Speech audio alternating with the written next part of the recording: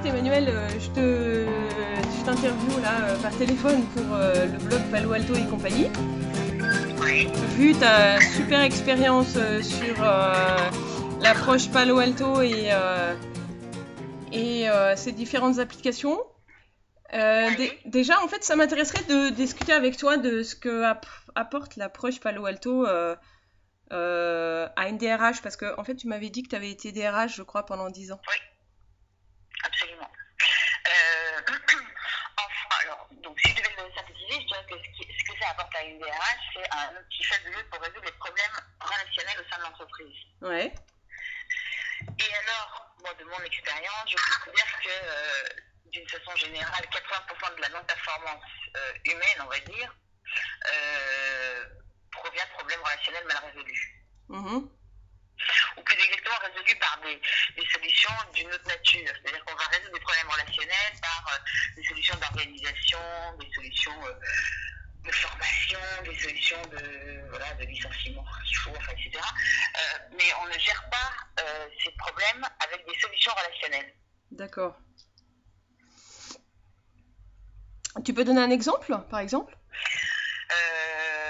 Alors, moi, un exemple qui m'a beaucoup frappé quand j'étais DRH, c'est qu'on était confronté à vraiment ce qu'on appelle la troisième démarque, on va dire, c'est-à-dire un certain nombre de pertes matières, avec beaucoup de nourriture qui disparaissait, en fait, des chambres froides, alors qu'elles étaient achetées, mais elles n'étaient pas vendues aux clients, si tu vois ce que je veux dire. Oui. C'était énorme, hein. C'est vrai que ça représentait environ, sur certains établissements, je travaille dans des restaurants, 10% du chiffre d'affaires. D'accord.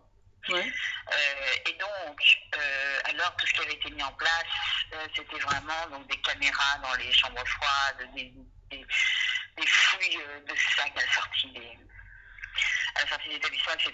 Ce qui était assez drôle avec les caméras, c'est que les salariés ils jetaient un torchon sur la caméra, justement ils disaient bonjour patron. Bon, quoi. Donc en fait, ils s'en servaient pour faire de la dérision, quoi. Ah ben ça les faisait beaucoup rire. Ouais. Et donc ça ne marchait absolument pas et ça empirait en fait. C'est-à-dire que vraiment le directeur financier nous disait mais c'est horrible quoi. Je veux dire depuis tous les ans en fait, c'était la troisième année où j'étais là, tous les ans ça empirait.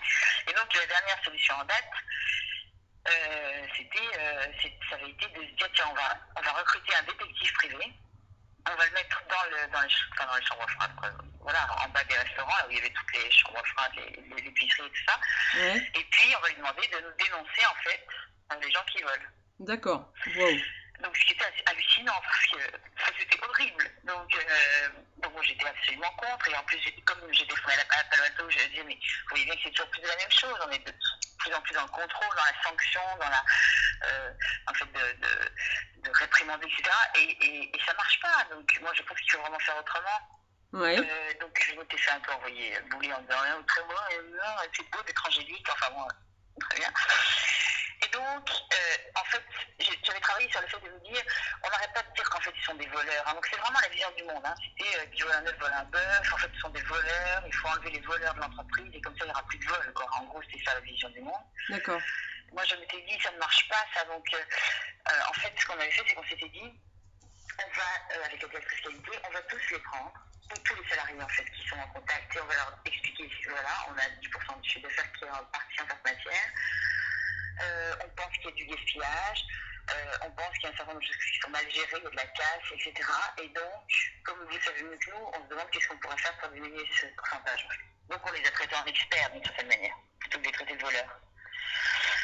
Et ça a marché. Ça a super bien marché. C'est-à-dire D'accord.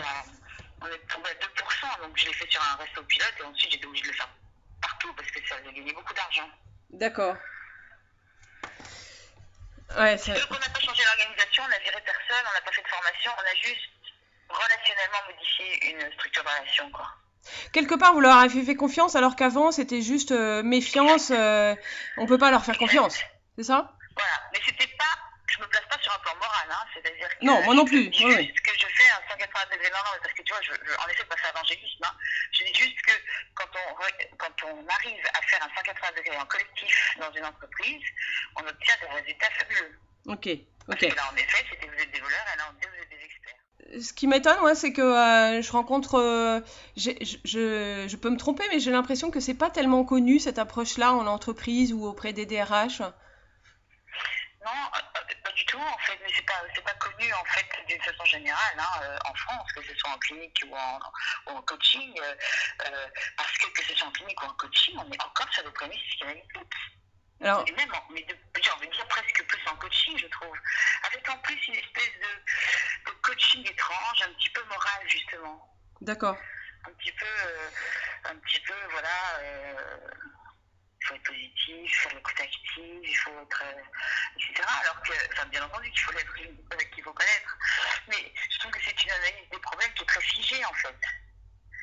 Puisqu'elle ne prend pas en compte ce qui se passe ici maintenant et ce qu'on essaie de mettre en place qui l'aggrave. D'accord. On est vraiment sur des modes d'emploi en France encore dans l'entreprise. On forme les gens en management en disant un bon manager c'est ça quoi. Donc c'est très figé et ça ne peut par définition pas prendre en compte toutes les situations hyper complexes de management qu'on retrouve quoi. Alors c'est intéressant parce que c'est comme si, moi ça me fait penser aux injonctions en fait, hein, que tu as mis sur ton site d'ailleurs, aux injonctions qu'on donne aux managers, eh ben apprenez à manager, apprenez à communiquer. Et donc du coup, comme vous ne savez pas faire, on va vous envoyer formater dans une formation. Est-ce que c'est ça que tu veux dire? Mhm. C'est exactement ça. D'accord. Et ça, moi je trouve que ça ne marche pas parce que je pense qu'il y a des choses qui marchent très bien dans un contexte. Oui. Et qui sont absolument antiproductives dans un autre. Alors là, on laisse entendre qu'il y a une solution magique pour tout. D'accord. Et je crois que vraiment, pour moi, l'ennemi premier du manager, c'est la rigidité. Hein. Oui, d'accord. Alors le mode d'emploi, par définition, augmente la rigidité. D'accord. Enfin, c'est quand même utile pour un manager d'avoir certaines clés pour comprendre comment fonctionnent les gens avec qui il travaille, ou comment lui il fonctionne, non?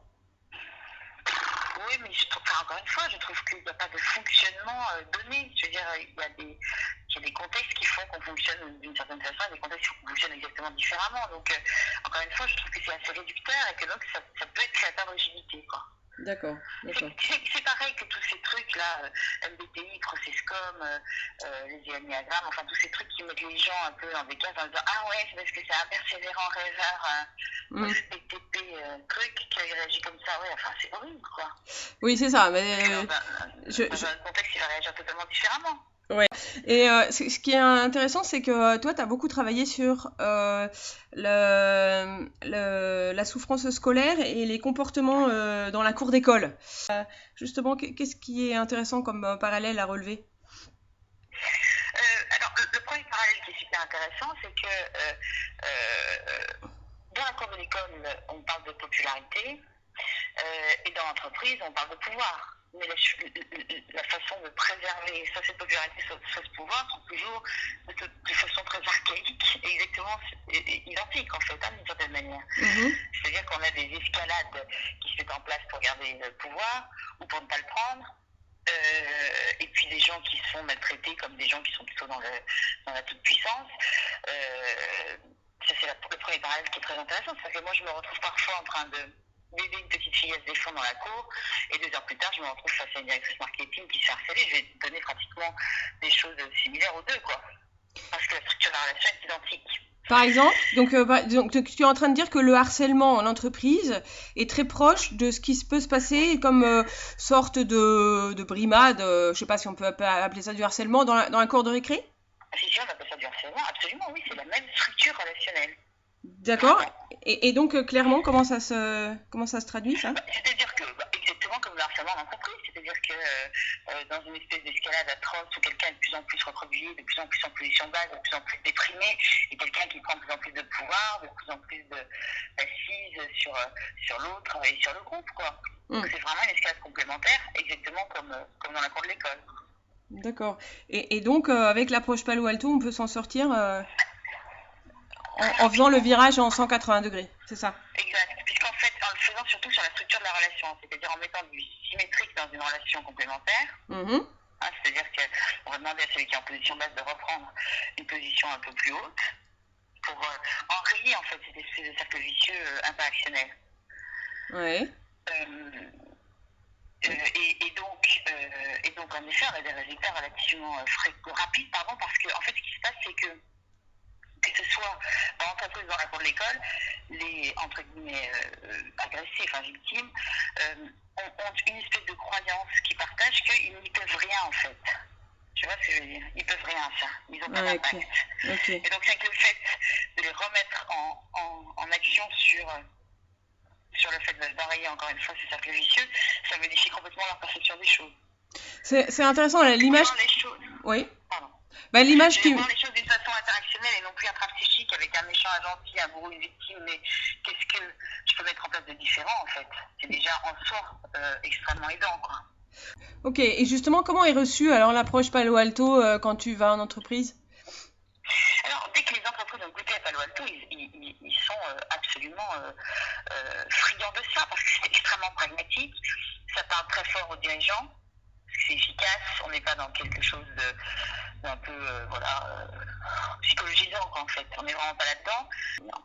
Alors, il faut des entreprises extrêmement agiles, hein, pas trop rigides, quoi. Hein. Justement, en fait, c'est intéressant parce que donc les entreprises, quand elles y vont, alors elles sont hyper accros, j'allais dire, parce que ça marche vraiment bien et elles sont contentes du fait que ce soit pragmatique. Mais alors aujourd'hui, qu'est-ce qui ferait obstacle à ce que plus d'entreprises viennent se renseigner là-dessus? Parce que, à mon avis, il n'y a pas une offre extrêmement systématique et rigoureuse, quoi. Je veux dire, parce que c'est pas connu, tout simplement, à mon avis. Hein. D'accord, ok. On n'est pas des très bons communicants dans l'école de Palo Alto, c'est pas notre première qualité. Hein. On essaye, mais on est quelques-uns à essayer, mais c'est pas du tout la première qualité de cette école. Ok. Et alors, pour finir, en fait, je sais que tu as un avis assez tranché, justement, parce que tu parlais de stress et de harcèlement, etc.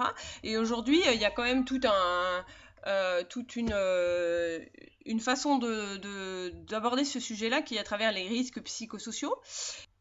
C'est-à-dire que j'ai un avis très tranché en ce sens que, encore une fois, je considère que à partir du moment où on commence à faire des audits et des diagnostics un peu figés, on ne rentre pas dans ce qui fait justement le problème, quoi.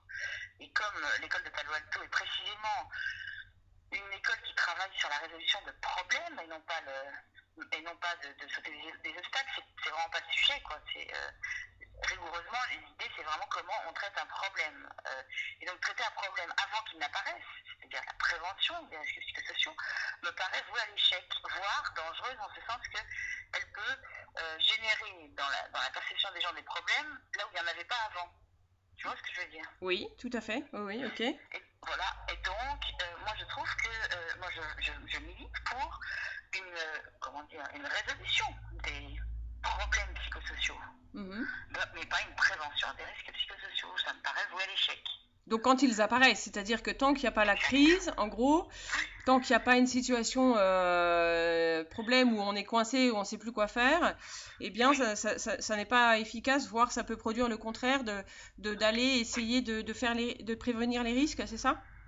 Exact. Puisqu'en fait, on va précisément se servir de la force qui est dans le problème, si je puis m'exprimer ainsi, pour le résoudre dans notre approche.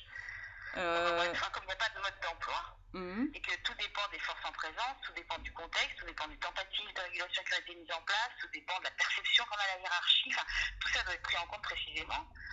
Mais en revanche, on peut aider les gens à avoir cet outil de résolution de problèmes à disposition. C'est différent, ça. D'accord. Oui, c'est-à-dire que ce que je comprends dans ce que tu dis, c'est que, en gros, tant qu'on est sur les risques ou sur des grilles, je dirais, préformatées, on n'est pas au plus proche de ce qui se passe entre les gens qui dépend de chaque vision du monde, de ce que chacun fait et a déjà tenté de faire, qui dépend et qui est complètement unique. Exactement, puisqu'on se sert vraiment du ici maintenant, nous, pour être efficace. C'est ça qui nous intéresse. C'est pas des principes généraux, quoi. Ok. Du ici et maintenant, qui est quand même une expression qui est issue du domaine psy, mais en revanche qu'en Palo Alto on traduit en quelque chose de pragmatique sur comment ça se fonctionne dans le présent, c'est ça?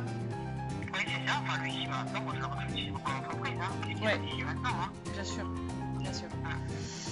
Ok, bah écoute, je te remercie beaucoup. C'est super.